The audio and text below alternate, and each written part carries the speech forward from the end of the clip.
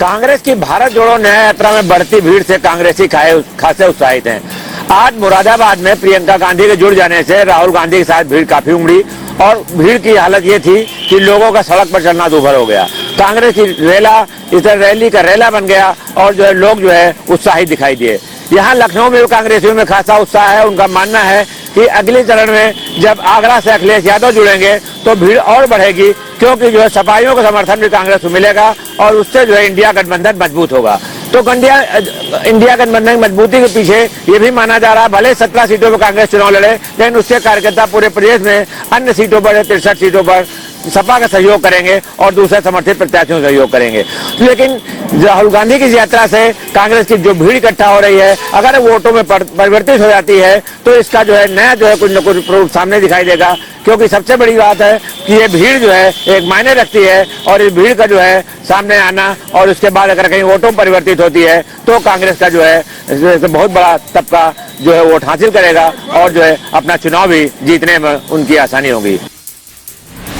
उत्तर प्रदेश के राजनीतिक इतिहास में अब कई दशकों के बाद विधान परिषद में बसपा का कोई भी एमएलसी नहीं होगा शामिल। ये हम आपको बता दें कि निर्वाचन आयोग ने अभी अधिसूचना जारी की है, जिसमें 5 मई को 13 एमएलसी जो विधान परिषद में अलग अलग पार्टी के थे, जिसमें 10 भाजपा के, एक अपना दल का और वहीं एक बसपा के एमएलसी की नोटिफिकेशन जारी की, जिनका कार्यकाल 5 मई को खत्म हो रहा है। उसमें कई दशकों के बाद ये कहना गलत नहीं होगा कि बसपा का कोई भी उम्मीदवार एमएलसी बनकर के विधान परिषद में आगे नहीं जाएगा। निश्चित रूप से बहुत बड़ा चिंता का विषय बसपा के लिए है और साथ ही साथ हम ये बताना चाहेंगे कि निर्वाचन आयोग ने इस अधिसूचना के साथ ही साथ उसके चुनाव की भी डेट जो है निर्धारित कर दी है, जिसमें 4 मार्च से नामांकन की प्रक्रिया शुरू होगी और 21 मार्च को विधान परिषद का चुनाव होगा। अब देखने वाली बात यह है कि जहां सबसे ज्यादा बीजेपी के 10 एमएलसी विधान परिषद में है, वहां आने वाले वक्त में कितने बीजेपी के होंगे, कितने सपा के होंगे और बसपा का नहीं होगा, इसके संभावना ज्यादा है। निश्चित रूप से कहीं ना कहीं उत्तर प्रदेश के राजनीतिक इतिहास में ये एक बहुत बड़ा पहलू जो कि ध्यान देने का विषय है। लेकिन अब इस कहां से कौन कितने लोग सम्मिलित होते हैं ये तो आने वाला वक्त ही बताएगा।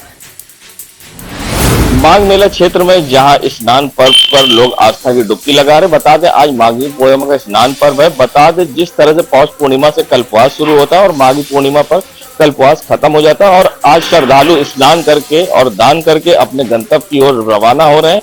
सबसे खास बात यह है कि पहले ही पुलिस ने एडवाइजरी जारी कर दी थी और अपने अपने गंतव्य पर जाने वाले लोगों के लिए रूट निर्धारित किए थे, मगर उसके बावजूद जाम के झाम में लोग फंसे दिखाई दिए, क्योंकि नए यमुना ब्रिज पर लंबा जाम दिखाई दिया, जहां एम्बुलेंस भी फंसी दिखाई दी और लोगों को काफी परेशानी का सामना करना पड़ा। बता दें कल्पवासी अपने गंतव्य की ओर वापस जा रहे हैं, जिससे शहर के विभिन्न इलाकों में जाम की स्थिति दिखाई दी। गुजानी नेशनल हाईवे पर एक चलते ट्रक में अचानक आग लग गई। आग लगते ही नेशनल हाईवे पर हड़कंप मच गया। वहीं ड्राइवर ने किसी तरह कूदकर अपनी जान तो बचा ली, लेकिन चलता ट्रक नेशनल हाईवे पर आग का गोला बना तो आनन फानन में स्थानीय पुलिस के साथ ट्रैफिक पुलिस भी मौके पर पहुंची।